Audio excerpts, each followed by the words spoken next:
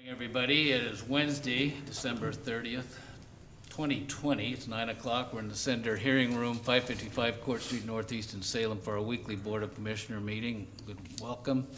We always start our meeting with a Pledge of Allegiance, so please join.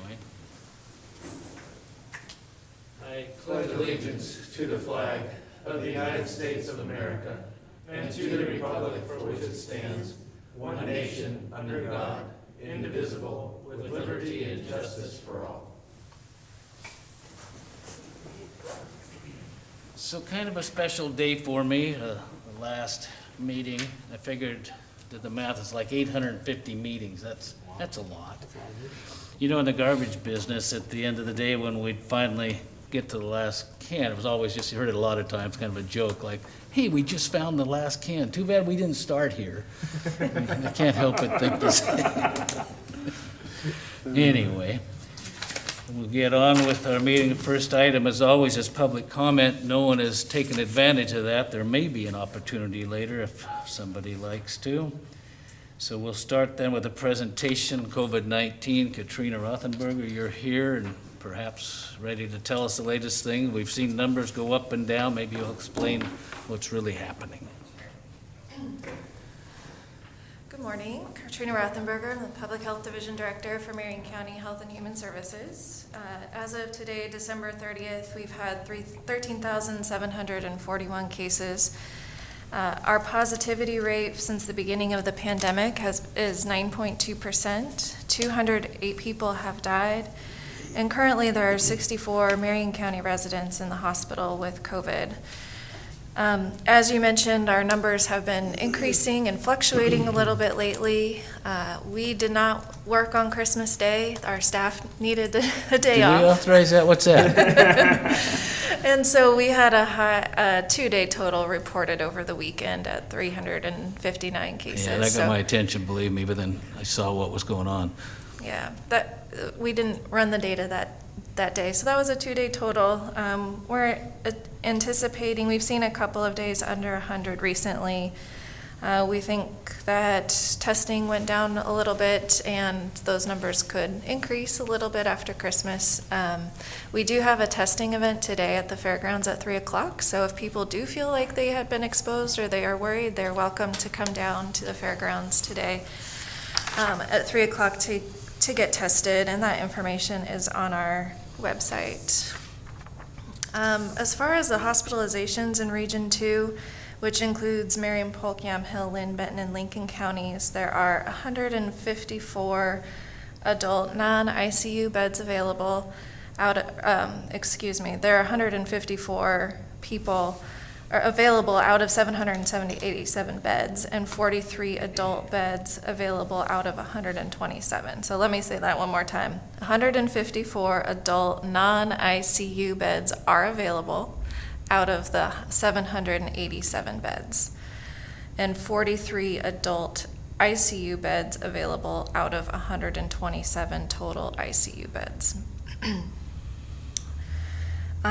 We are beginning to receive vaccine in Oregon, and I just received a text message a few minutes ago that we actually received our allotment for Marion County. We received 800 doses of the Moderna vaccine via FedEx about 15 minutes ago. So we set a goal for our local public health authority to get vaccine out the door within 24 hours. So our team is already has been working since before the vaccine arrived to reach out to the Phase 1A Group 1 facilities to make sure that we can get the vaccine out the door. We have partners ready and willing and able to get shots to arms within a short period of time. So after I received a request to approve 200 doses of vaccine for the Marion County Fire Defense Board had put in a request to immunize firefighters and other first responder personnel, and so they'll be working on that shortly. Since we received the vaccine, we anticipate getting that out the door soon. We have requested information from Oregon Health Authority on the pharmacy partnership so we can keep track of how many of our skilled nursing, memory care, and long-term care facilities are getting immunized. We don't have very good information on that right now. We do know that it has started in Marion County, but we don't know how many facilities, how many people have received that vaccine yet. So we've been reaching out to the pharmacies, we've been reaching out to OHA and trying to get a better handle on that information as well, because that has been our top priority in our vaccine plan. Our data shows that they're our most vulnerable group, and we want to make sure that they're getting vaccine quickly. Where it sounds like they are, but we need that assurance and that information from the state and our federal partners. The state also has a vaccine dashboard, and we know as of today, this morning, just under 26,000 Oregonians have taken their first dose of the vaccine, and just over 2,000 of those individuals live in Marion County. So we anticipate those numbers increasing pretty dramatically over the next several days as more vaccine is coming into Marion County. We've been convening weekly calls with our hospital partners to talk about plans, how many people they're immunizing. One of our hospitals is an open pod partner, meaning that they're reaching out to other Phase 1A, Group 1 facilities in their region and working on getting folks immunized as quickly as possible beyond their hospital walls, which is great. Lastly, we do have more information about the vaccine and how they work on our webpage. You can find that we post videos, we have an FAQ, so if people have any concerns or questions, they can go to our webpage. They can send us questions via email too. We do get quite a few questions via email, and we do respond to those as quickly as we possibly can. So that's all I have for COVID, and Commissioner Brentano, I just wanted to say over the past year, it's been wonderful working with you. You're a great storyteller. I remember one day before policy group, you told a story about, I think you were a kid demolishing a car or something, and I was laughing so hard I had tears in my eyes. I had to go wipe my face before the meeting, and it just brought a little bit of joy to the day and to the pandemic, and I'll really miss working with you. So thank you. I'll let them ask questions, but to respond to that, Katrina, I want to tell you you've done a terrific job, and I just have the highest confidence in everything that you're doing. I know the race is on for the vaccine. You hear of new strains, mutations perhaps coming, and I wish the best success in getting that out. Questions, comments? Just on the testing, Katrina, thank you again for the good work you're doing. The testing event, how long do people that go through that at 3 o'clock this afternoon, how long is before they get their results? Is that instant, or is that a 3-day period? Or? No, it'll be a few days. It won't be instant results. So it's going through the state lab. I would need to double check. Sometimes they send it to an out-of-state lab for these testing events, and it changes. So with the holiday coming up, it might take a couple days to get results. Right. All right, again, thank you. Thank you. All right, we'll move to our consent calendar. We have Mr. Chair, item to add, please.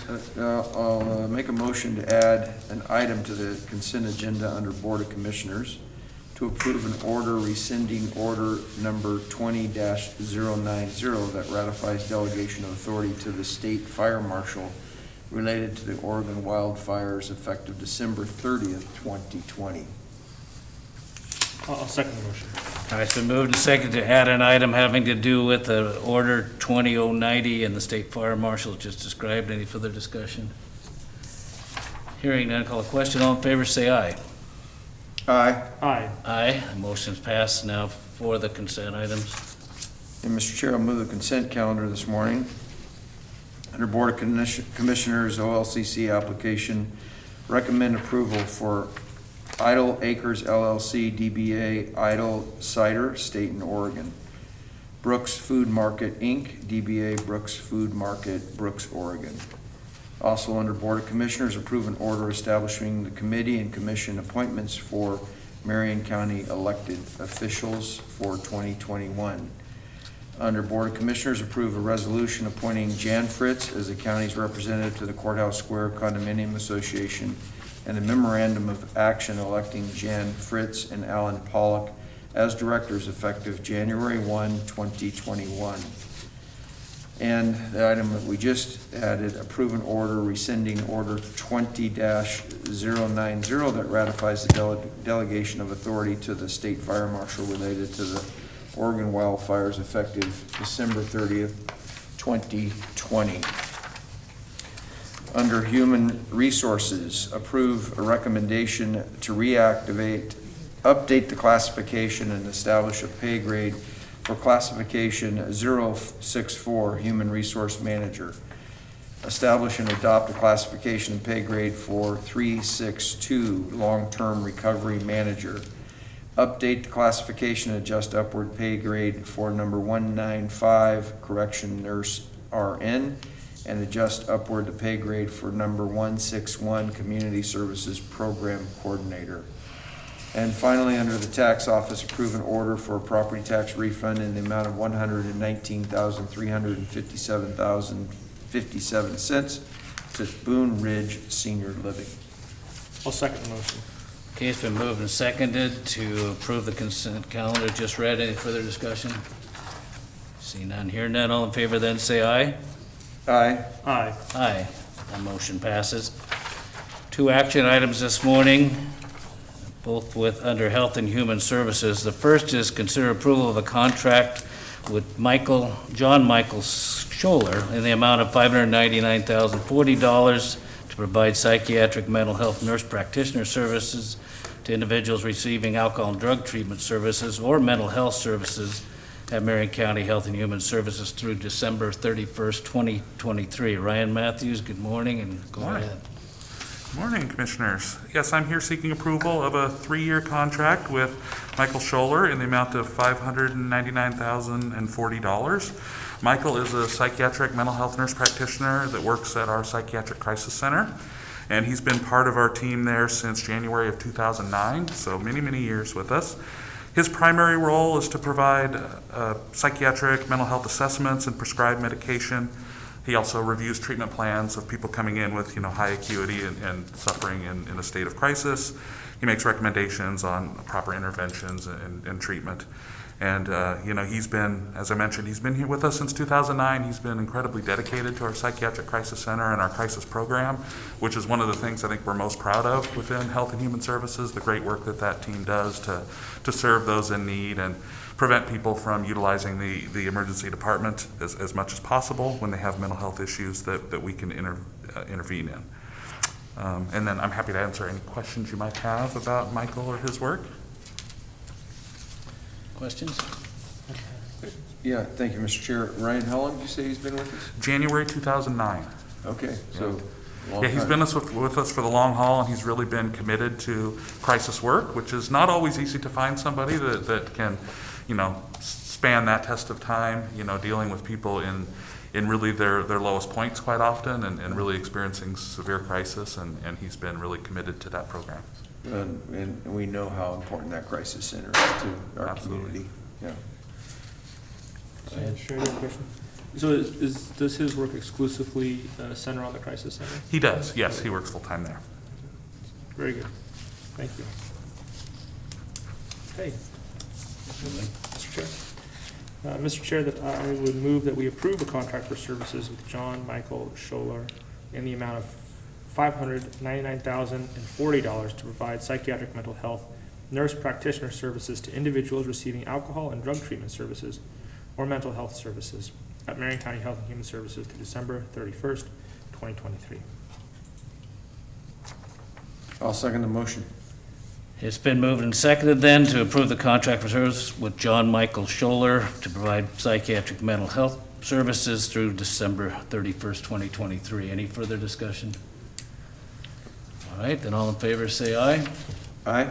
Aye. Aye. Motion passes. Great, And thank then you. Ryan, you're up again for rather similar. The next is to consider approval of a contract for services with Dr. Jeffrey Ludy in the amount of $638,400 to provide medical director services and medical supervision for Marion County Health and Human Services Medication-Assisted Treatment Program, again through December 31st, 2023. Ryan? Great, thank you. Yes, Dr. Jeffrey Ludy, this is a contract for services for 3 years in the amount of $638,400. Dr. Ludy has been serving in our addiction treatment services program since 2015. He serves as our medical director of that program, which is a required role through CARF, which is the sort of governing body of medication-assisted treatment program. So he is primarily working in our medication-assisted treatment program, which is, when think of it more commonly as methadone, so dispensing methadone to those with opioid addictions. Also Suboxone, which is a sort of a different treatment modality, but for this similar individuals. So what his role is kind of that medical supervision as people are withdrawing from opiate addiction. He's monitoring them. He's making sure that if we need to change the dosing levels of methadone based on any potential complications. So he's basically watching over from that aspect of it as people withdraw from their addiction and move from either to methadone, or also people may transition off of methadone onto Suboxone or vice versa. So he monitors the impacts of that. So he makes recommendations on whether or not methadone or Suboxone is the appropriate treatment based on the level of addiction and the specifics within the individual. Those largely are, even though they're there to deal with the same opioid addiction, Suboxone tends to be something that is more for like short-term addiction. So you kind of think of maybe somebody who temporarily was addicted to painkillers, hasn't had a long history of drug use or addiction, and Suboxone may be a proper treatment for them. Methadone may be a better solution for somebody that's had longer-term addiction issues and really needs kind of more of that daily dose and support. So there's some medical oversight in just sort of determining the appropriate treatment that happens within that program. And I'm happy to answer any questions you might have about Dr. Ludy or his work. Are there? No, I'm good. Just a comment, this medication-assisted treatment is, if it's not handled correctly, people can get hurt by it. So it's important that we have competent medical staff overseeing this program. And it's a key cog in sort of the wheel that we have here in our community of fighting drug addiction. So Absolutely. thank you for your work and for Dr. Ludy's work. Thank you. And I guess before you vote, I just want to sort of echo Katrina's thoughts. I know that Commissioner Ventano, we've worked a lot this past year. You've probably seen me more than you had several years prior, just based on sort of the nature and interaction with Health and Human Services. To echo her sentiments, you're a great storyteller, and within each of those stories, while there's humor and there's humanity and all these other aspects, there's always kind of that nugget and kernel of wisdom that you take away and think, I learned something from that story and how it applies to the situation. And I think you have a real knack for that.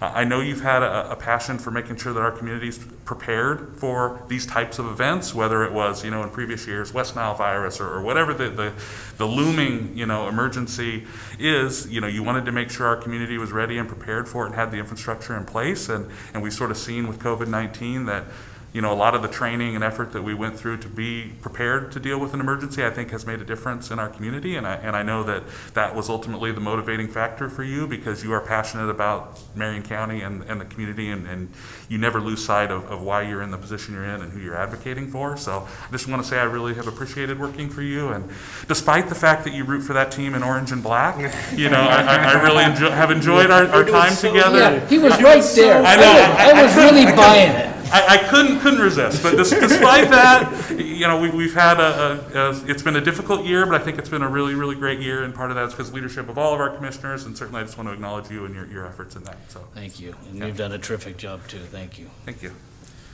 Perhaps a motion? So, Mr. Chair, I'll move that we approve the contract for service with Dr. Jeffrey Ludy in the amount of $638,400 to provide medical director services and medical supervision for Marion County Health and Human Services Medication-Assisted Treatment Program through December 31st, 2023. And I'll second the motion. It's moved and seconded to approve the contract for services with Dr. Jeffrey Ludy to provide director services and medical supervision through December 31st, 2023. Any further discussion? Hearing none, all in favor say aye. Aye. Aye. Aye, that motion passes. It wasn't. What's going on? I just was going to say that the orange shoelaces are much brighter than Ryan's green shirt today. I know it. Maybe he'll grow out of it. Wouldn't that be nice? I never learn, you know. I think they're orange, aren't they, Bill? Yeah. Well, I didn't even see what you're talking, yes, those are the real deal. I don't think he was trying to Thank get you, dragged Bill. into this, though, Commissioner. Thank you. I think he's an innocent bystander that's being pulled into crossfire here. All right, we have a hearing scheduled for 9:30 in just a few minutes. I wonder if we couldn't just, not dispose of, but go ahead and take care of the calendar that I really don't care about anymore, but Commissioner Willis, would you perhaps read that I calendar? would be happy to, Mr. Chair. Today is December 30th. It's 9 o'clock. We are in board session in the Center Hearing Room, 555 Court Street Northeast in Salem. At noon today, we're going to have a Commissioner Brentano Retirement Open House, which sounds lovely. Also located here at the Center Hearing Room. And then at 4 o'clock this afternoon, December 30th, we have a Fema Briefing for local officials, and that's a virtual meeting. Tomorrow, December 31st at 8:30 in the morning, we have a fire update located in the Commissioner's Boardroom. That's the 5th floor of this building, again, 555 Court Street Northeast in Salem. On Friday, January 1st, we will observe New Year's Day, and I, for one, am very excited. Let's give the Katrina new the day year. off again. You want to? I think that's a great idea. Right. Although we're going to have, some surprising texts, I think, I see. maybe the next day. And then Monday, January 4th at 8:30 in the morning, we have calendar review located in the Commissioner's Boardroom. That's the 5th floor of this building, 555 Court Street Northeast in Salem. And then Monday, January 4th, wow, that's coming fast. We have a swearing-in ceremony for our new commissioner at 9 o'clock, located in this room, the Center Hearing Room. Again, first floor of 555 Court Street Northeast in Salem. And the sheriff. Oh, is that right? That's right. Yeah, and the He's sheriff. got reelected. Or, And any other, which other elected officials were up this time? So yes, the sheriff. And Bill Burgess, our county clerk. yeah, Who else? See, obviously, we weren't up. yeah. We're happy to be out of it, yeah. Okay, and then Tuesday, January 5th at 9 in the morning, we have a work session for, it's an economic development update located in the Commissioner's Boardroom. That's the 5th floor of this building, 555 Court Street Northeast in Salem. And then Tuesday, January 5th at 2 in the afternoon, we have a Health and Human Services Policy Group, again located in the Commissioner's Boardroom, same place, 5th floor of this building. And then Wednesday, January 6th, at 9 o'clock, we will have our first board session without Commissioner Brentano in 17 years. Holy moly. And that will be located in this room, the Center Hearing Room. And then Wednesday, January 6th at 4 in the afternoon, we will again have a FEMA briefing for local officials, and that will be a virtual meeting. Thank you. Two things. One, this open house is available to the public, and I'd love to see people come by. We've tried to set it up. We're worried about COVID a longer period of time, and we'll keep people safe, and I want you to come by if you have a chance. I'd love to see you. And then I wanted to make note that the new, Commissioner-elect, doesn't that sound like? She is here, Danielle Bethel. You know what she's doing? She's sitting back there, and she's already vowing to bring back dignity and decorum to this board. So this is a good opportunity to see what she has to work on. We have about 5 minutes till the public hearing. You have something? Yeah, Mr. Chair, if it's okay. Fine. Were you going to recess? I was, but we don't have to. Well, I just wanted to make a note that the letters for the grants went out this week, and I want to acknowledge Jolene Kelly and Barb Young and how hard they worked to get, I don't know, what was it, 800 or 900 individuals, $3,700 in grants, and we're already getting emails from people, appreciation, and I just wanted to maybe read this one, and I'm not going to read who it's from, but Is it from the dance? yeah. Do that. Yeah, and it says, the Board of Commissioners, today I received email notification from the Board of Commissioners of Marion County that my business Inspiration Dance Company has been awarded $3,700 grant. Thank you so much. Reading this message literally brought tears of relief to my eyes. These past 2 months have been especially stressful as revenue coming into the dance studio came to an immediate and complete halt due to the mid-November mandated closures. These grant funds will go a long way in helping me keep up with rent, utility payments on the dance studio facility during the closure period. With much appreciation, the director of the dance company, LLC. And we've got a couple others that were similar to that, but I just thought, I think it's important that Jolene and Barb, you know, what did we say yesterday? We're the, what are we? No, I can't remember. You're the elves, that's right. We're the Santa Claus and they're the elves this time of year. That's what it was.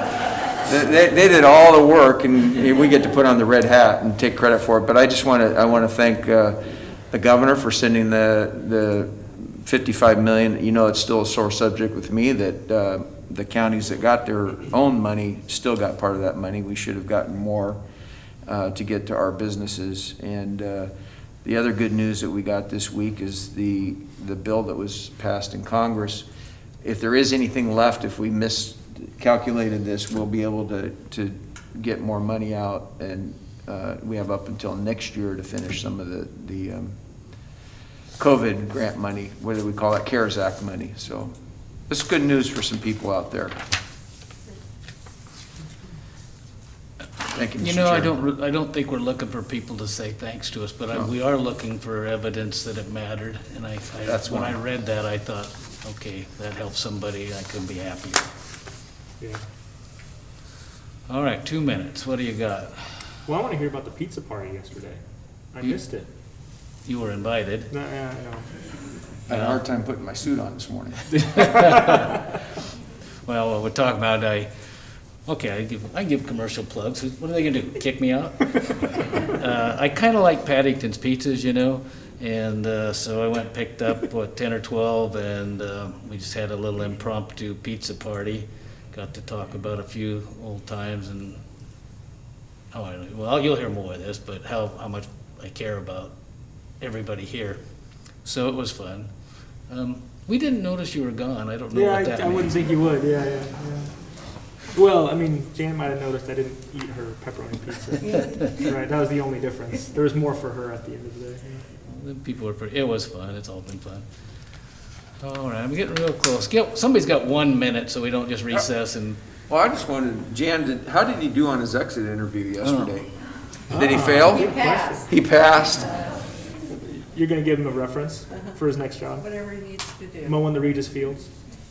Ooh, it's a good idea. Someone ought to do it. all right. Lisa, you go ahead and get ready. We won't be dawdling 2 here. minutes, 3 minutes. Oh, I'm on a different, which we can't go by the county clock still.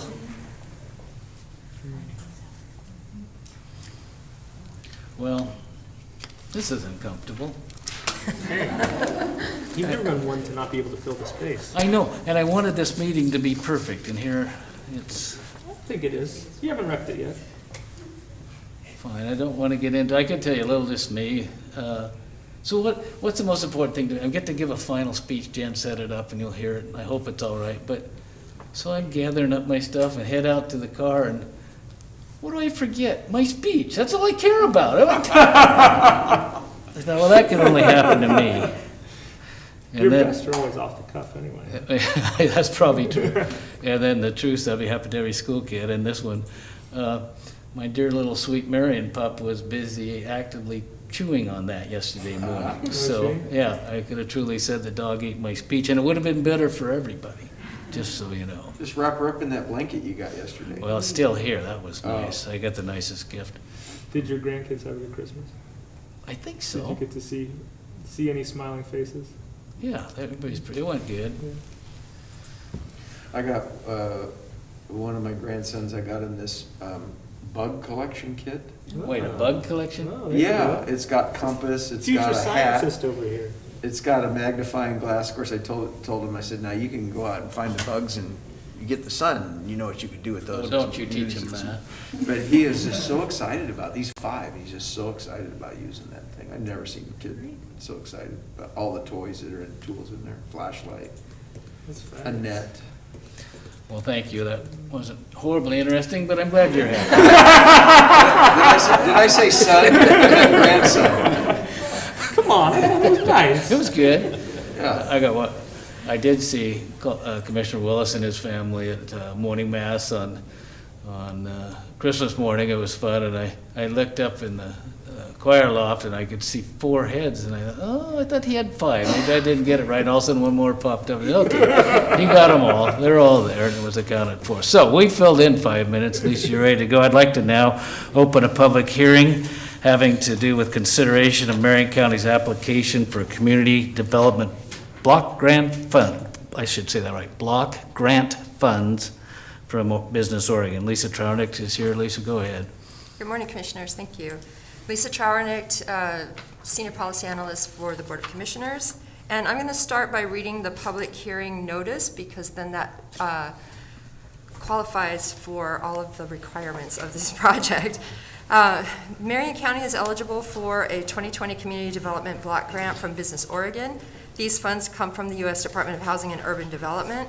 The grants can be used for public facilities and housing improvements, primarily for the persons with low and moderate incomes.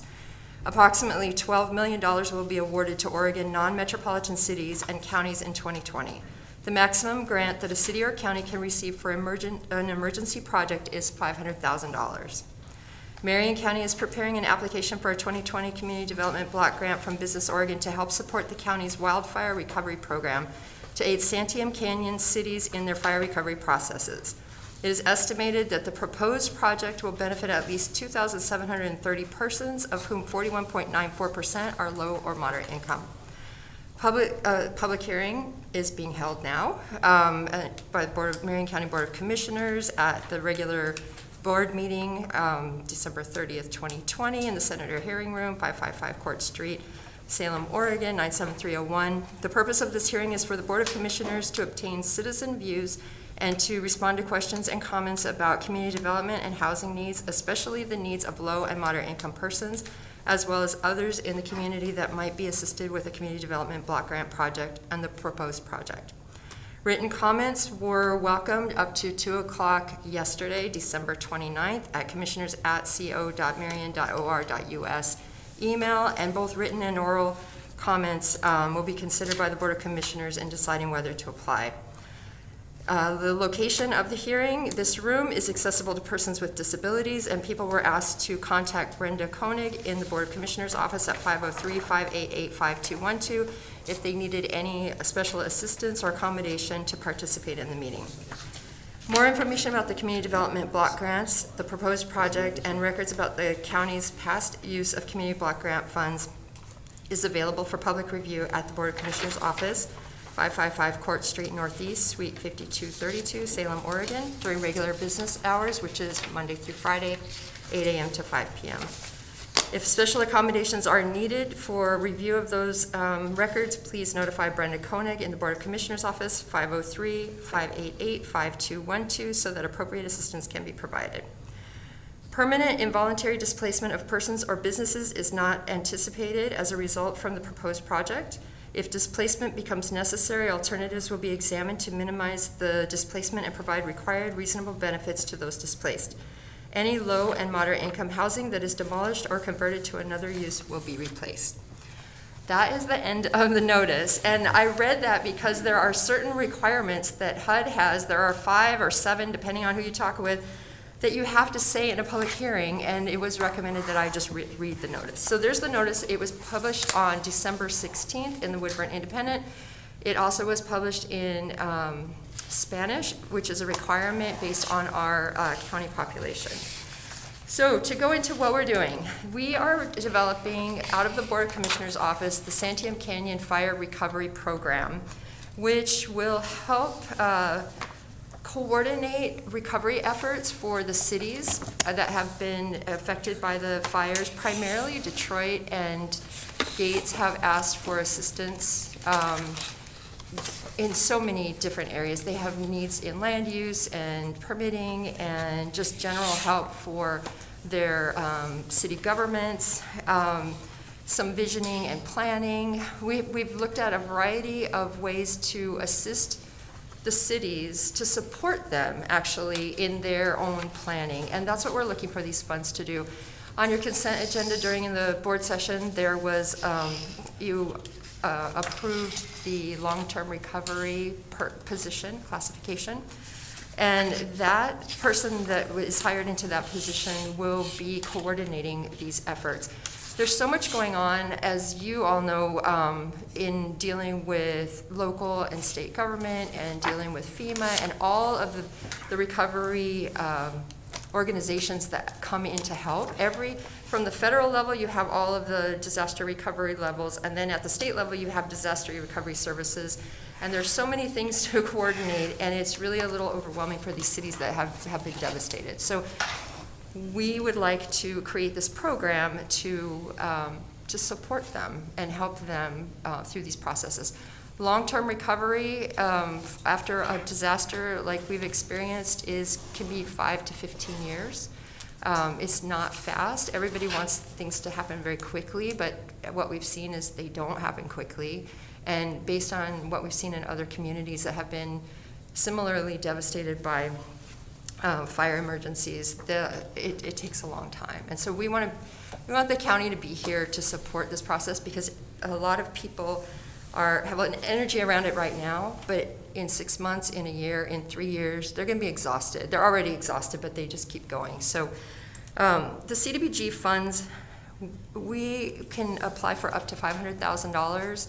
We're still working through how much we'll apply for. We're looking at probably about $360,000. But the state is also looking for funding for us. We have some different FEMA groups that are looking for funding that would be more flexible for some of the very specific things that CDBG doesn't cover.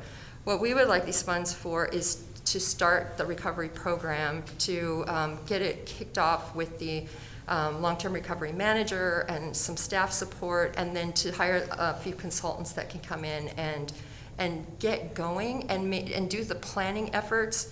So when we get to the point where we have the additional funding in place, then that can pick up there. These funds are you have to expend them by November 2021. So it's a very short time frame. And we've been working diligently with so many people to try and figure out what's the best use of these funds, because we know that others will come in and assist as well. I think I covered everything. Any questions? Other questions, Kevin? Yeah, Mr. Chair, thank you. Lisa, thank you for your work on this and other housing things that you do for us.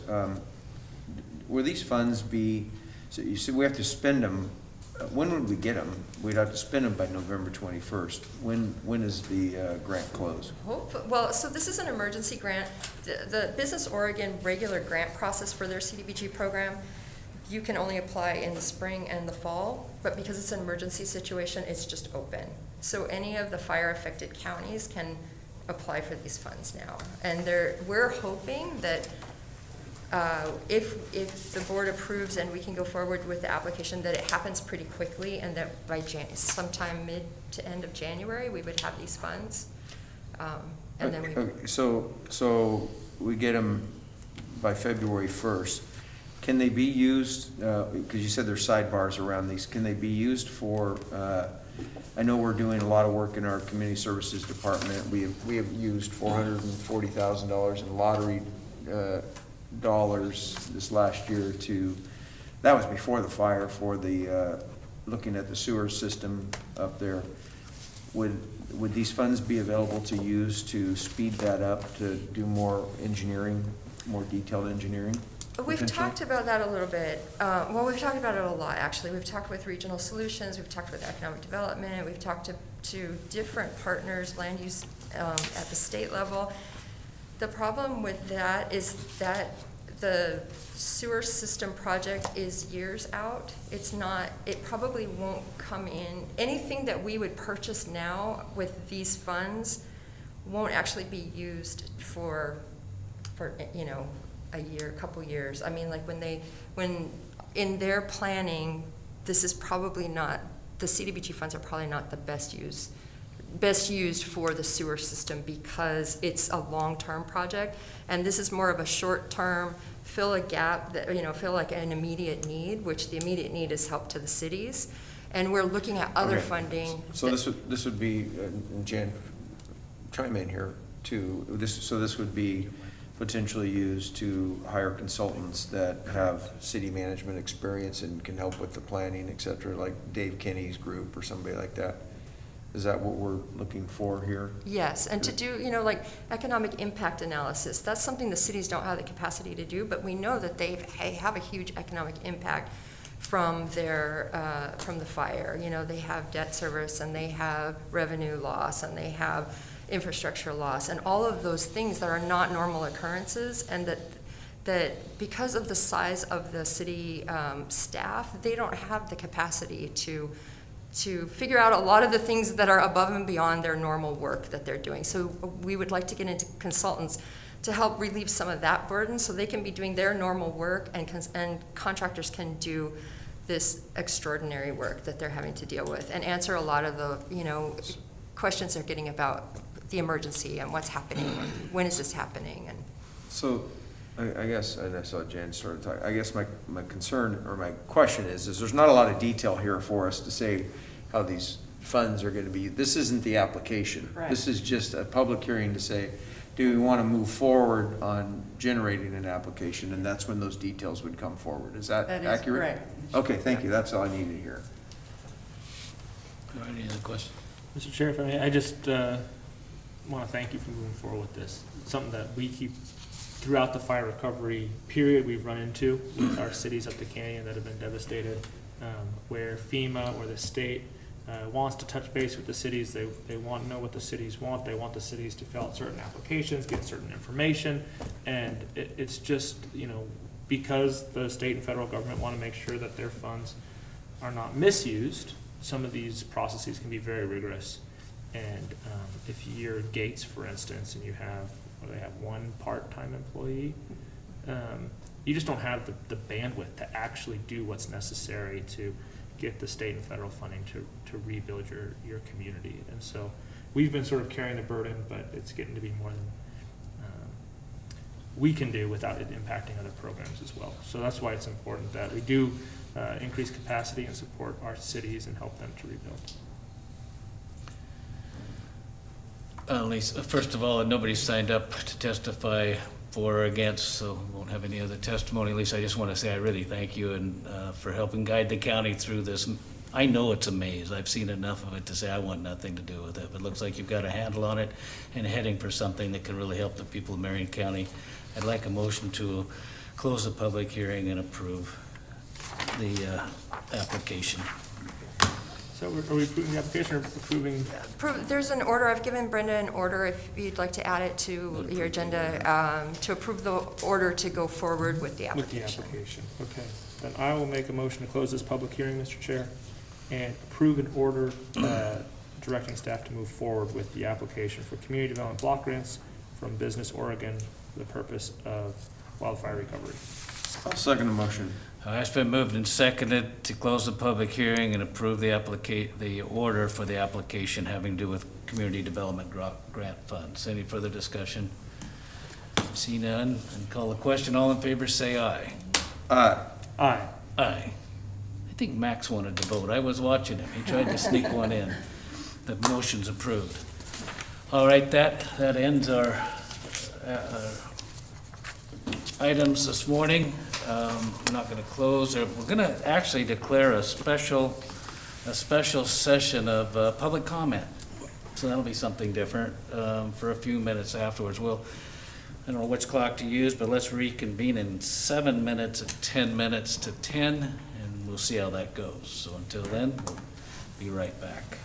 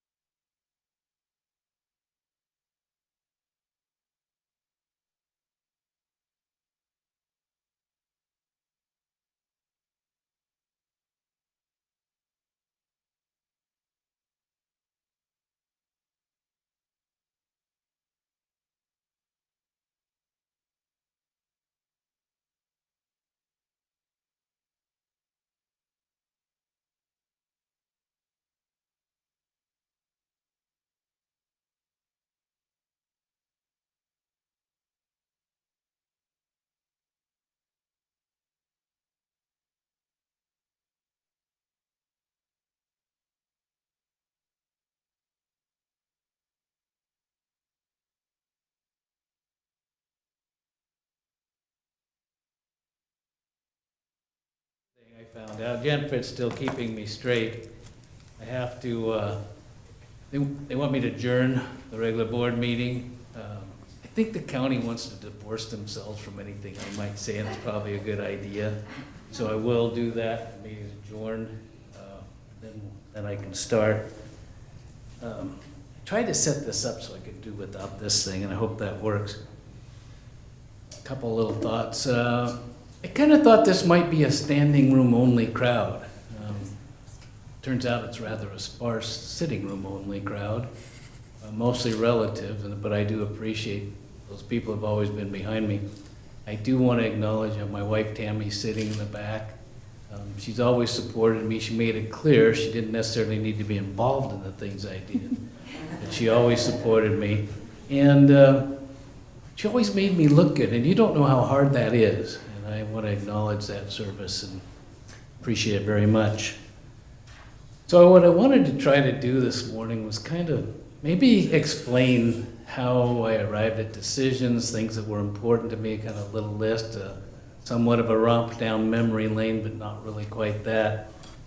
So I want to start with, I was appointed in 2003. We kind of had an interview process with Commissioner Patty Mill and Janet Carlson, and the question came up like, how do I make decisions?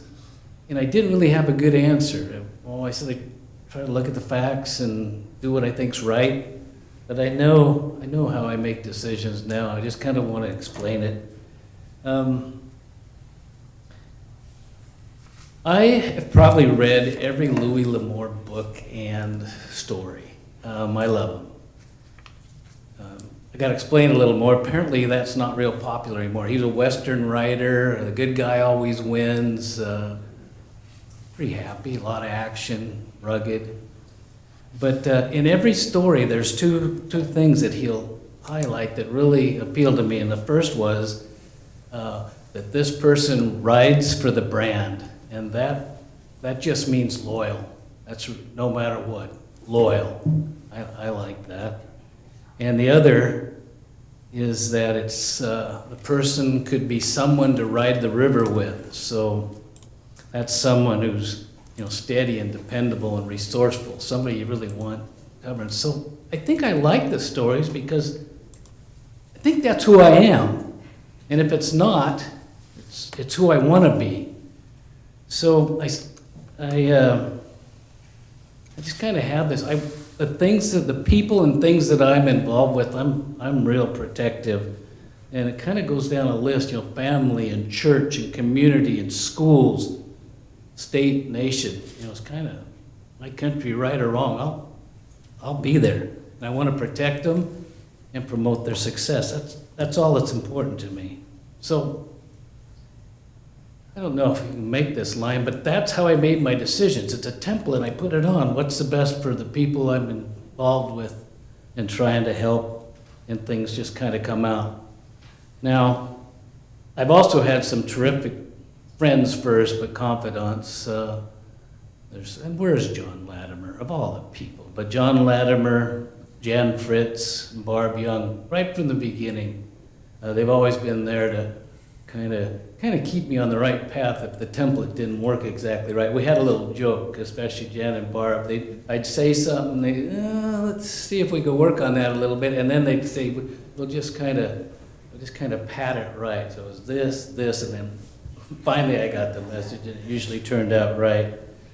And I'll never be able to think of the county without thinking about how much they meant to me. And I've been able to work with terrific commissioners, and I'm in the same theme, all rode for the brand. Yeah, I don't want to, I'm not going to look at them. I mean, they're just all brilliant, loyal, caring about the people. I've seen it. And compassionate, and more compassionate than I can be. It's a problem I have, and I'm so happy that they were able to lead me along. Great staff. I told you about the pizza party yesterday. We got to visit with them, but they've always been so supportive, capable, and I've never had any complaints. And our department heads, we really have the best in the state. I'm not just making that up. Whatever the subject is, they're the expert. There's people to turn to. Oh, I got one more. He's here, he just took a picture. There's a guy that nobody knows about in Marion County, Hitesh Parekh. And he's kind of like the guy behind pulling all the levers and making it work. Never, he kind of hides out, I can't say it. But horribly important to this county, and I just want to acknowledge him in particular. Certainly don't want to leave anybody else. I'm not going to get into a bunch of names, but they're all great people. So a couple highlights. Well, there's lots of them. One happened early on. Metro up in Portland, most of you have heard of it. They see themselves as a regional government. They intend to be the government from Vancouver, Washington to Eugene. I don't think very much of them at all. In my way of thinking, they want to expand their influence, but it's Portland-centric. And I want decisions to be made in Marion County that are Marion County-centric, for our benefit, not somebody else's. So we had to go up, they were wanting to expand over the Willamette River. The basic idea was maybe they could use Marion County farmland to meet their rural reserves and do other things in the area. I didn't like it at all, neither did the other commissioners. So we drove up there, and on the way up I said, can I be mean? And I remember they looked, well, yeah, if you want to. It was Patty and Janet. Oh, good. So when it got my turn to talk, I'm sorry, this just pleases me. If it doesn't, you so what. But so we go up to the commissioners. And I dealt with Metro before in the garbage business, so it was my turn to speak. And they think they're just so wise, and I'm sorry. And I said, you know, when I think of Metro, I think of three things. First, I think of garbage. They control the garbage collection and recycling in the Metro area. And I said, you know what? I think Marion County has the most comprehensive solid waste program in the United States. So I'm pretty sure we don't need your help in helping us to decide how to deal with our waste. And then I said, the second thing, I think of planners. Well, he said, we got the best planners in the state. We don't need you. We make decisions for Marion County. And then I said, and as far as the zoo goes, the third item I had for him, I said, I like the zoo a lot, but if I want to support it, it won't be with taxes. I'll buy a ticket. And you should have seen these guys. They just roll back. Where did this come from? What did we do? I'm going to tell you what, we never were bothered with them again. They're staying in Portland, and I hope we'll keep it that way. Kind of the same issue happens with the city of Wilsonville and Clackamas. They keep coming on, it's this issue is Aurora Airport. They keep coming on like they just want to be involved in the decision to make it better. Well, the reality is not at all. They want to be involved to kill the airport, to limit it, stop it. We're willing to take their consideration and effect, for example, move air traffic away from the cities and populated area. But we're not letting them have an ability to say no, and again, to dictate to Marion County what happens is a key thing. So they've gotten a little dose from me too, and that probably won't change. Changing subjects, Measure 3749, I'm not going to spend a lot of time, but the issue there was that you'll hear from me. I don't really believe in our land use policies in Oregon. And Measure 37 was finally to give property owners a chance to use their property in ways that would benefit them and their families. We spent like 2 years, several hundred cases. People everyone had an attorney. They had to spend millions of dollars to try to perfect their claim and be able to do something truly personal with their own property. And we thought we were making great progress. We had to look, every case would be 6 or 10 a day. It was just long, tedious, but we're thinking we're doing the right thing. A group I'll talk about in the future here, DLCD, they didn't like it. They didn't like this loosening of the land use and ability freedoms. So they set out a referendum and it was voted on, but just the typical lies they tell in a campaign. Oh, people will be able to do what they want, it'll save farmland. Nonsense, it was all fake. Ended up with a Measure 49 getting voted in, and nobody got any real relief. What a waste of time, and shows me some of the part of the state I just hate. Now, happy one, customer service. I've gone a long ways for trying to make this county really work for people. And what that means is you've heard other places, we don't come in and say, you come to us and say, I want to do something, then we find ways to stop you. That isn't the goal at all. It hasn't always been that way. But instead, we say, how can we make what you want happen? The worst case, I'll tell a real quick story. Woman inherited some property, 150-year-old farm out of Sublimity,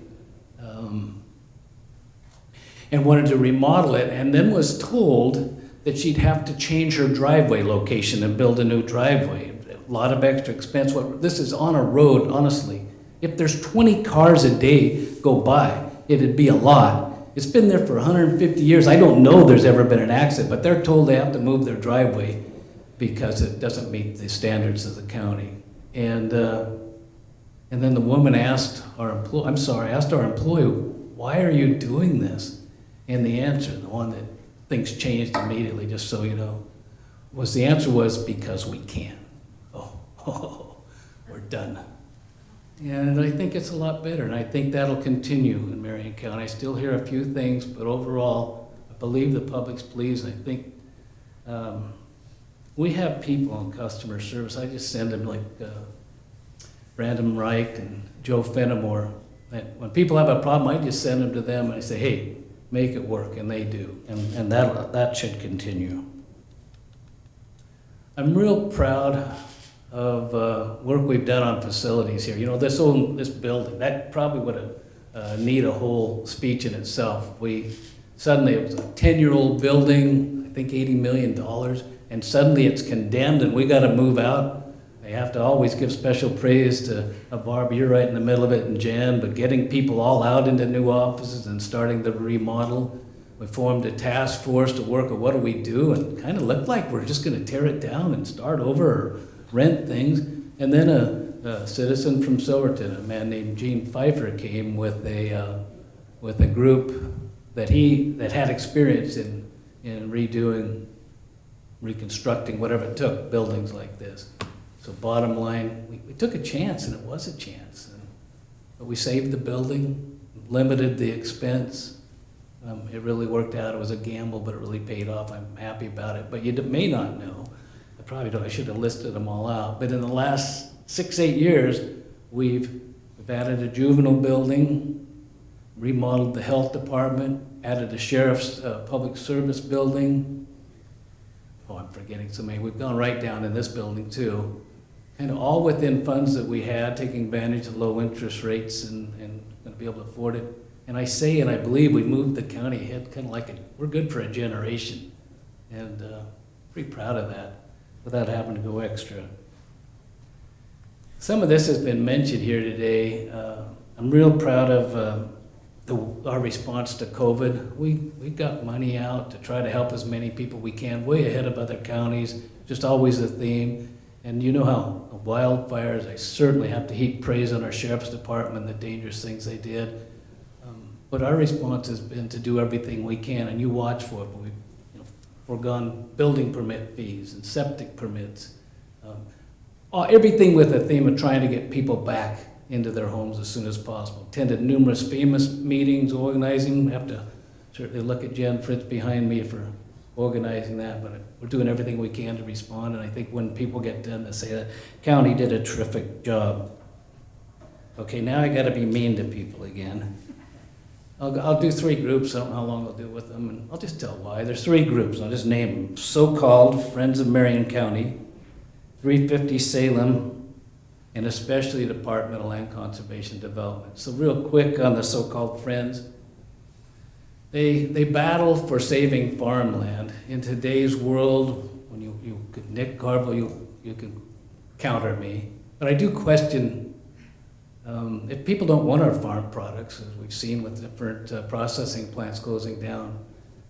Is it correct to totally be saving farmland? I've worked towards that. Anyway, they want to save farmland, they say, but in reality, they want to preserve their rural way of life. I think these people are horrible hypocrites. The leaders of them are someone who live out in the country and just don't want to be bothered by anybody else. That's what I see. That's how it is. 350 Salem, Oregon. Their problem is they're absolute carbon zealots. They don't care about anything else. They don't care if it really works or not as long as the carbon number goes down. Well, listen.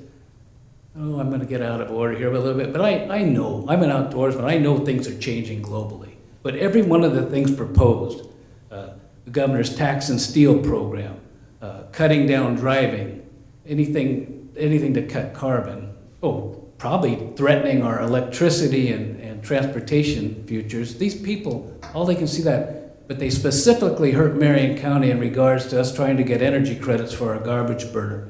We deserved the credits. They were already in place, but we couldn't perfect them because they put out the message that Marion County put out the highest amount of carbon in the state with the garbage burner. What they didn't tell people is Marion County puts out no methane, and methane comes from all solid waste and in the landfills. And methane is somewhere to 40 to 90 times more potent a greenhouse gas than CO2. Anyway, they've hurt Marion County. Sorry for them. The burner will continue. But what they've cost our citizens in terms of perhaps a garbage rate, support for our recycling program, millions of dollars, is unforgivable. And they were also there when I get to my biggest failure, the third bridge. They were behind it, saying that they don't think people will be driving. How's that going to work? How's that going to work? If you can't heat your homes, you can't drive. It can't be good for the economy. It certainly can't be good for liberties or choices. Now, real quick on Department of Land Conservation. I'm not going to do the whole thing. The commissioners have heard it 16 times.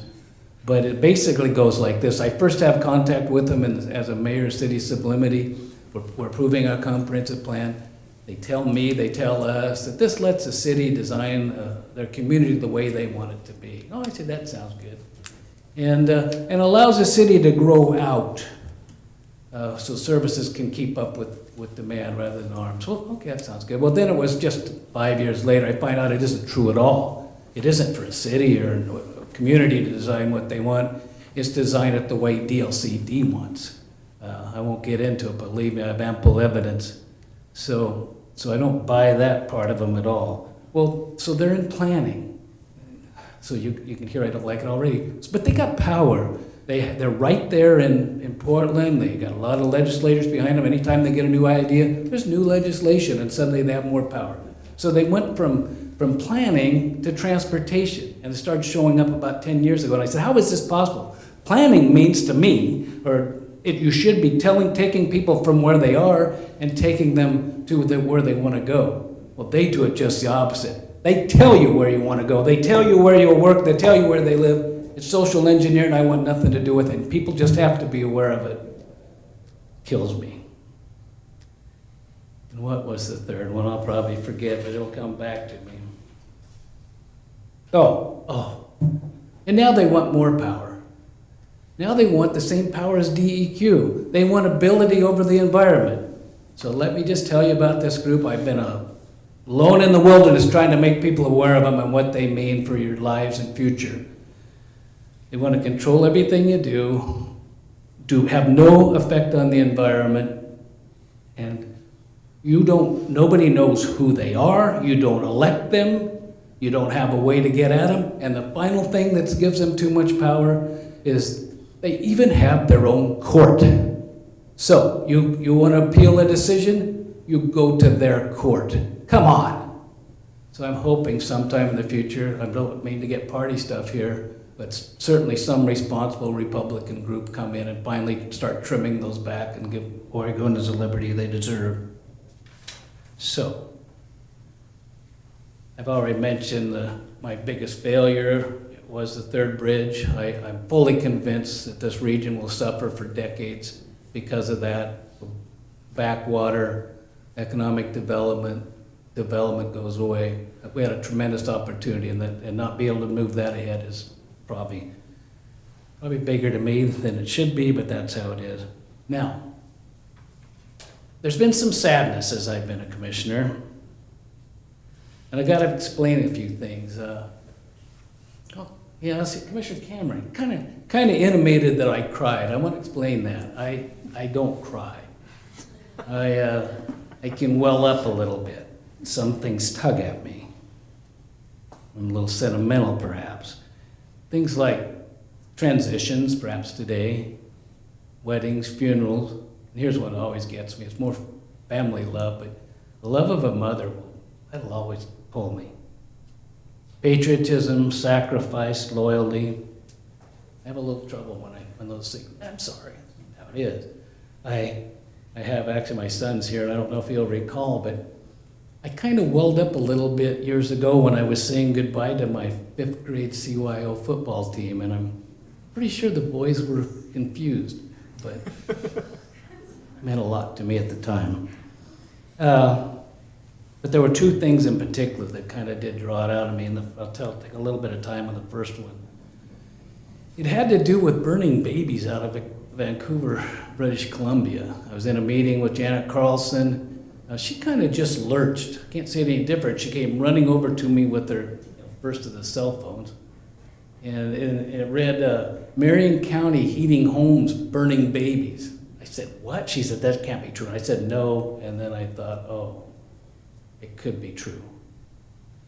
We ran back to this building, and within 2 hours, we stopped the movement of those babies. I'm pretty proud of that. See? But something happened then that I was the most proud of. Oh no, I gotta tell this part too. So I had a little extra guilt going on because years prior, I was the president of the Solid Waste Association here in Marion County, and in response to a bloodborne pathogen legislation, we actually designed the plan to pick up medical waste in Marion County, to provide containers to doctors' offices, to pick it up, and then take the material and put it directly into the throat of the burner. You know, kind of just the best system in Oregon, I'm not kidding. But then I got worried, did I design that? I thought, gosh, what did we think would happen with babies from abortion clinics? And so I called my brother Max. He happens to be sitting here, and we talked about it. So I said, was I just as naive as I think I am? Did we not think of it? Or am I forgetting something I'm ashamed of? And yeah. Anyway, he told me, no, we never talked about it. And so that pleased me a whole bunch. Doesn't make it any different that it happened, but made it better to me. Something happened, though, just after that. Jolene Kelly set me up with an interview on the radio with what I was told was CBS. I thought a local radio station in Vancouver wanted me to be home on a landline and ready to discuss what was going on with this subject. And so I was there, a guy called. Well, I could tell pretty quickly that he was trying to set me in a corner of kind of a religious kook that kind of had to be brushed out of the way. Religion's one thing, yeah, I feel that way, but I don't think you have to just have a religious feeling to feel that killing babies isn't right. And I saw how he was trying to trap me, and I finally just turned it on him. Oh, one more thing, it turns out it's not just Vancouver, it's all across Canada. The entire nation, like Canadian broadcasting system. So he starts in on me, and I just said, whoa, whoa, whoa, just like that. I said, look, it's illegal to do in your country, and you're telling me that it's my problem to deal with it here. And he hung up on me. I was pretty happy about that. But then I kind of got a couple of calls, and one in particular, I didn't keep the name, that's meant, all these years meant so much. I'll try to describe it. I probably can't lay out enough to have you feel what I did, but I kind of sound like an older couple from Nanaimo. I don't know how they got my number, but they said something like, we just thought it was so refreshing to hear somebody that still feels the right way about things. We just don't hear that up here anymore, and kind of having to thank me for having the courage to say it. So I don't have to have courage, that's just how I feel. And that call just kind of stuck with me for a long time about trying to do what's right. And then, of course, the wildfires made me sad.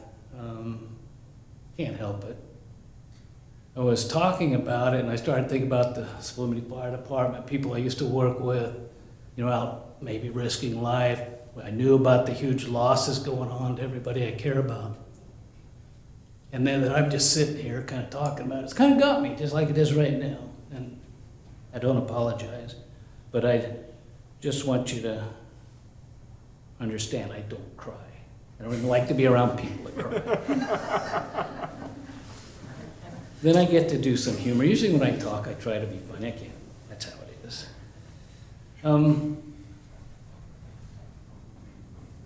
When back to that interview with Janet and Patty, I told them right off, I said, I have to have fun at everything I do. And they kind of, oh, yeah, sure, fine.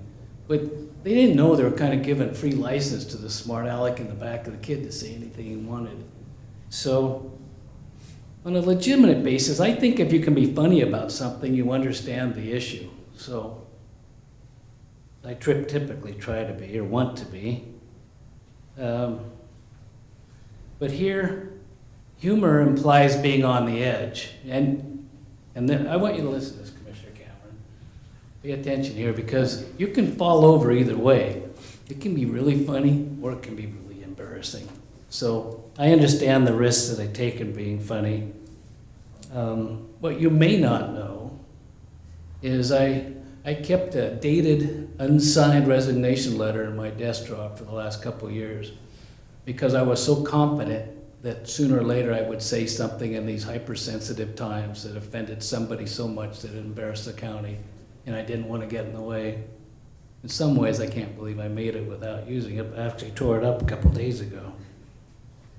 So, if my cracks over the years have made you uncomfortable, I'm sorry, I couldn't help it. If it made a meeting go faster, lighter, more interesting, then you're welcome.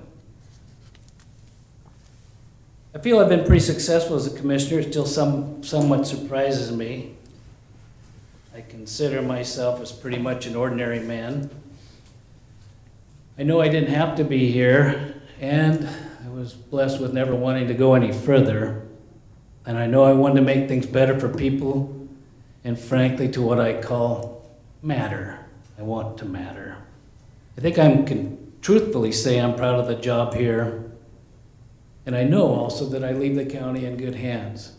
But I have to end with one, to me, funny story, because it just happened recently, and I just keep laughing about it. So here's the setup. It's my last Association of Oregon County meeting. It's a Zoom meeting. And it had gone on a little bit long, and I see people starting to sign off and say goodbye, and I thought, well, I kind of need to go. So what I wanted to do, I just told this story, and I'm sorry if I've given it away, but it makes me laugh. So what I wanted to do was put a note. Now, these commissioners are commissioners around the state, and I've made some terrific lifelong friends there.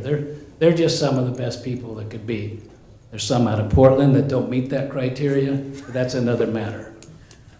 But anyway, I want to say goodbye to them. What I want to write is, I gotta go.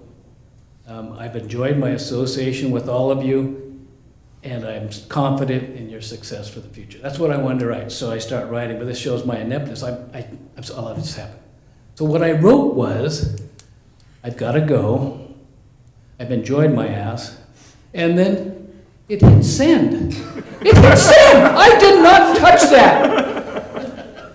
And so I'm sitting there looking at it, and all it says is I enjoyed my ass. So real quick, I write association with all of you and wish you success. And then I knew somebody saw it, because if somebody wrote, oh, that was an unfortunate break. And I just sit there thinking, all the commissioners in Oregon looking at me, come on, Sam. So, but then what made it funny to me, because it's true, I have enjoyed my association with all of you, and it'll always be a highlight of my life. So, I'm done.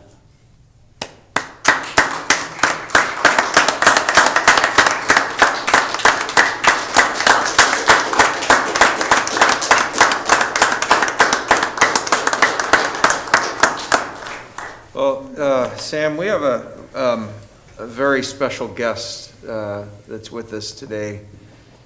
Has probably been watching this whole time. I'll give you a hint. That's probably been watching these board sessions off and on. And I want to introduce your former colleague, Janet Carlson, who's with us today. Janet, are you with us? Can you see me and hear me? We can. We can, and yes. Hi, Sam. Hello, everybody. Hi, Janet. It was a great speech, Sam. Thank you. And thanks for letting me join you here electronically, the miracle of modern technology. So Jan Fritz emailed me a couple months ago and said, would you write something for Sam's retirement? The pandemic is on and he doesn't get to have a big party. And so I sat down and wrote and put a little document together, not quite as fancy as all those grants I wrote for Marion County, but something special for you. And didn't really think I'd get a chance to share it with you personally, but then Jan contacted me and said, would you be willing to come to the board session and read what you wrote to Sam? And I said, sure, I would love to do that. So it'll only take about 10 minutes, I told Jan, so just like State of the County, Kevin, you can start timing me, and Sam, you can take notes and figure out if I get everything right. But I do want to read it so that I can stay on track, and very much appreciate being able to be a part of this meeting. So can everybody hear me okay? We're Yes. good? All right. I served with Sam Brentano for most of his tenure as a Marion County Commissioner. We both started our terms in 2003. I was elected in 2002 and started in January, assuming the position held previously for 24 years by Randy Franke. Sam was appointed when Mike Ryan resigned the fall of 2003. Life in the board office had been difficult in the 4 years prior to Sam and me taking office. Sam brought stability and a sense of humor to our work. Here are some of my favorite stories about working with Sam from 2003 through 2018. Our first meeting. I first heard about Sam Brentano from my colleague and friend Jan Fritz.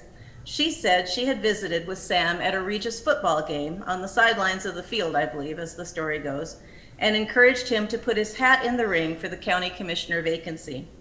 When a county commissioner resigns, Oregon law sets up a process where the precinct committee persons from the county political party of the outgoing commissioner select 3 to 5 nominees. Then the commissioners, minus the outgoing ones, select the person to fill the vacant seat. In 2003, a particular politician, whom I will not name here, influenced the delegates before the nominating meeting. The environment at that meeting could nicely be called a circus. Sam did a great job presenting himself at the meeting, but the 3 nominees were set up in advance, and in the end, Sam was not one of them. Within the next few days, 2 of the 3 nominees withdrew. That gave Patty Milne and me the opening to name 4 more candidates. We selected them in the order of the votes that had been cast at the nominating meeting. Sam was back in the running. The county set up a process for the 5 nominees to be interviewed on camera. The decision came down to 2 finalists. I decided to meet with both so that I could get a better sense of who they were. I remember meeting Sam at a restaurant. We had a nice conversation. I don't remember the substance. What I do remember is that he answered my questions honestly. My impression walking away from that first meeting was that this was a solid guy who had a strong value system. I may not always agree with him, but I can trust that he will always let me know where he stands. The board ultimately selected Sam, and the rest is history. My first impressions were spot on. That was the Sam I worked with for the next 15 years, a person of good character that I could count on to be honest, forthright, and support what was best for Marion County. Sam not only brought his good character to Marion County, he also brought his good ideas. It was Sam who instituted the tradition of starting board meetings with the Pledge of Allegiance. It was Sam who joined with me and Patty in affirming that we could say Merry Christmas on our board greeting cards and our CCTV greeting. It was Sam who started the tradition of asking retiring employees to recount what it was like on their first day of work at Marion County, sometimes looking back 20 or more years ago. It was Sam who came up with the idea of creating displays of Marion County communities in the hall of the county courthouse. While Sam wasn't usually one to rock the boat unless the boat really needed rocking, he quickly let us know some of the things he didn't like. One of his early, or if not the first, board meetings included a public hearing on the topic of sensitive groundwater overlay. This was a technical topic that influenced whether areas of the county would receive a designation that would significantly limit development of those areas. There were passionate interest groups on both sides of the issue that came to testify, along with dueling hydrogeologists, water experts retained by both sides to prove their points of view. In those days, board meetings started at 10 a.m. and the hearing started after board action items concluded. After everyone was done talking, the meeting adjourned around 3:30 p.m. It was the longest board meeting that I recall in my time in Marion County. There was no lunch break, no bathroom breaks. Sam often talked about that meeting as his initiation to Marion County and, quote, "What did I get myself into?" unquote. Then there was the meeting with Jim Russell, former executive director of the Mid-Valley Behavioral Care Network.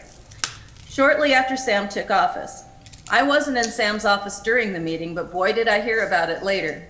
According to reports, Jim told Sam that he needed to just sit and listen to Jim's presentation, which lasted well more than an hour. It was, again, a very technical subject, this time about mental health services. Sam came out of the meeting vowing never to attend a BCN meeting. It took a lot of time and persuading to get him to go to the annual BCN board meetings. Sam also let us know that he didn't like retreats and he didn't like strategic planning, but he ultimately did attend those sessions and offered good insights about where the board should be focusing. Later, Sam was the one who suggested that we hold those annual board planning meetings at the Oregon Garden, which was a perfect spot for reflection and sharing ideas. Sam was the commissioner who often held his opinions during work sessions and board meetings until the end of a discussion, and then would provide a thoughtful rendition of what his position was and why. You didn't ever expect Sam to interrupt or be combative. Rather, he was mostly a quiet listener. But when Sam got on stage, a completely different side of his personality came out. Sam became the life of the party.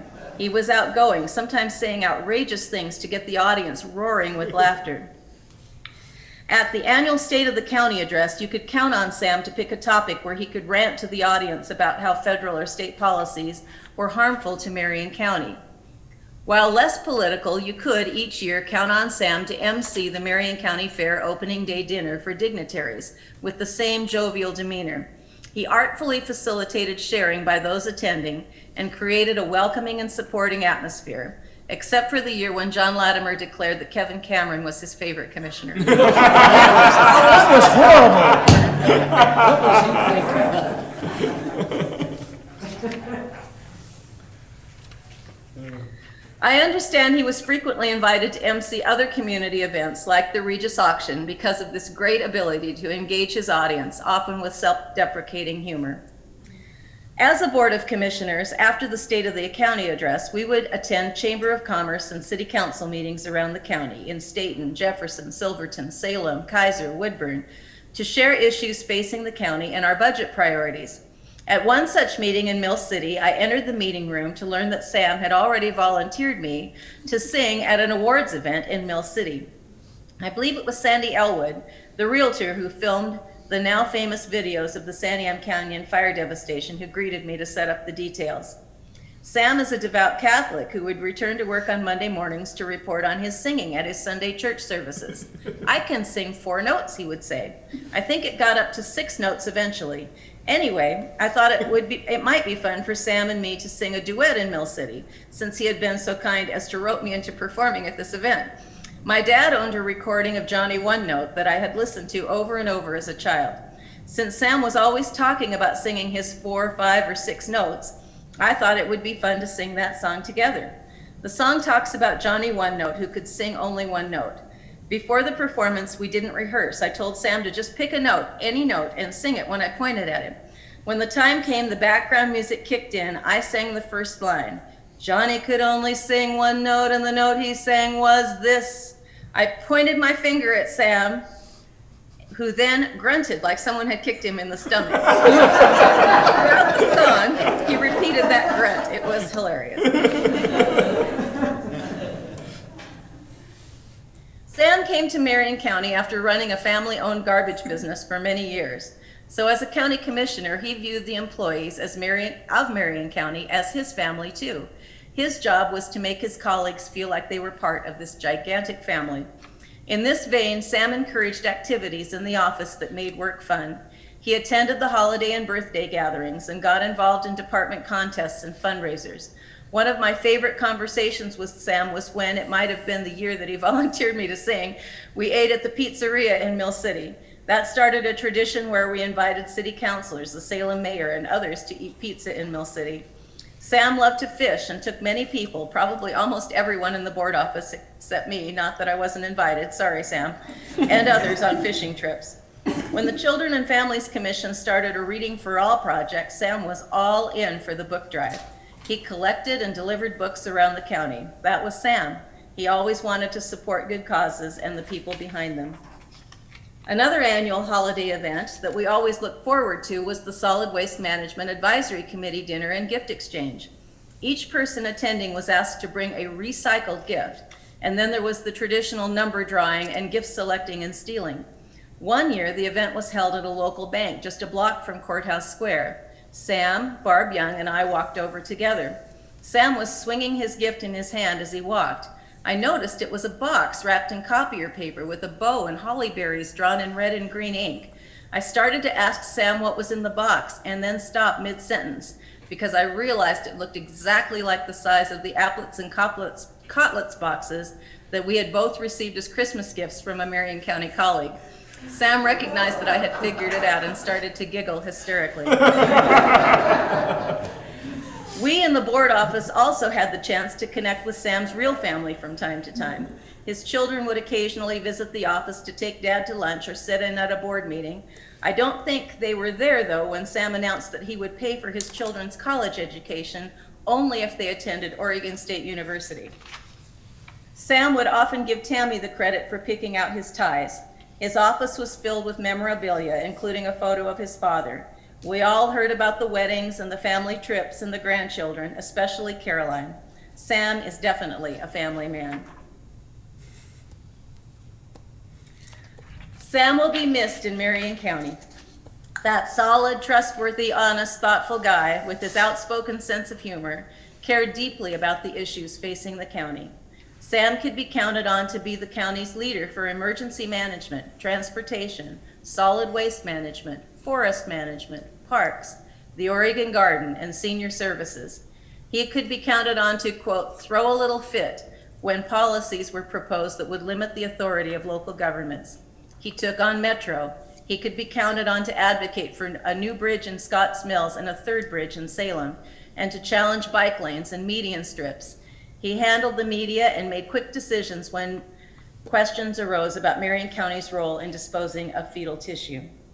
What's more, I knew that I could count on Sam's support for the issues that I cared most about, like the big toy in Kaiser Rapids Park, a regional park. Even when he started out a bit skeptical of the Marion County Reentry Initiative, Sam came around and even served as a table captain at the annual breakfast events.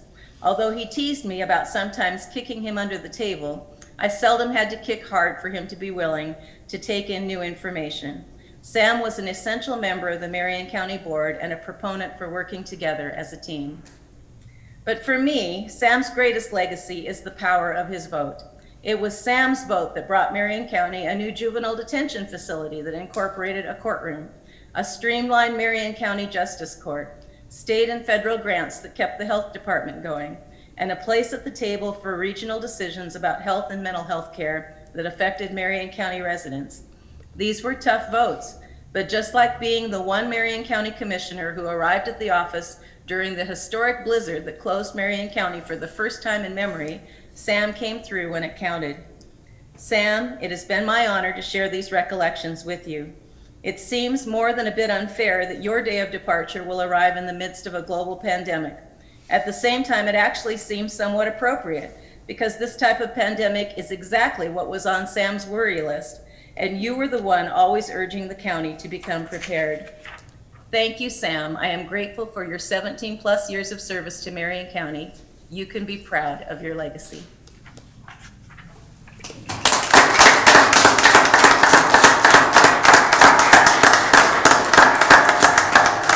Oh, Janet, thank you. You make me feel like I'm a pretty good guy. It doesn't happen all the time. Thanks. No. Happy to be here. Cool. Sam, we have one more. I think Janet may be going to stay with us while we do this, but you want to come down in front, and Commissioner Willis and I have something to present to you.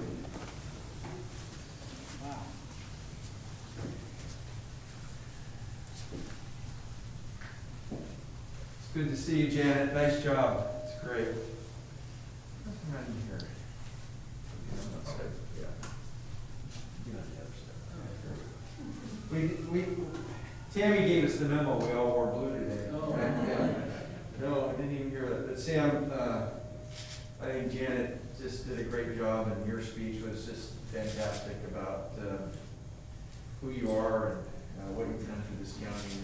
And I feel so blessed to have served with you for the last, I guess it's been 6 years plus for me now. And we have a plaque of appreciation that says to San Bernardino, Marion County Commissioner, in appreciation of your outstanding leadership, thoughtful guidance, and steadfast commitment in improving the quality of life for residents of Marion County. From November 26, 2003 to January 3rd, 2021. And it's from the Board of Commissioners, from the two of us. And it lists all on the side, all these organizations that you've served on over those years and helped out. So thank you very much. It's thank you, that does mean so much. Okay, we're gonna, don't forget to wash your hands. Thank you very much. Are we done, Jan Fritz? No. No. Almost. Thank you.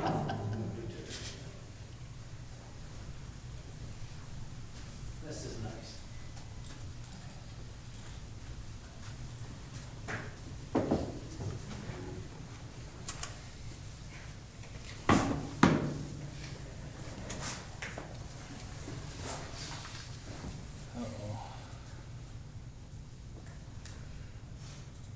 I'm pretty innocent of everything from this point on, so I understand that.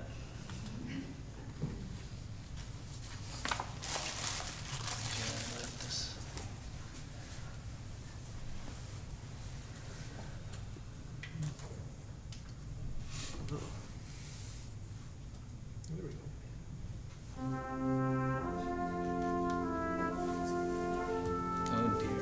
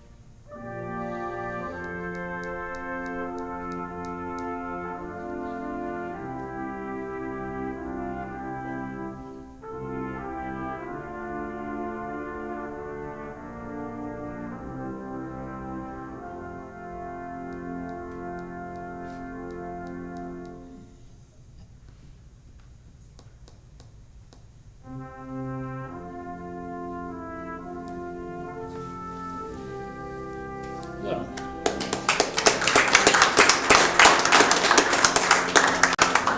That was pretty nice. I didn't even have to die or anything to get this.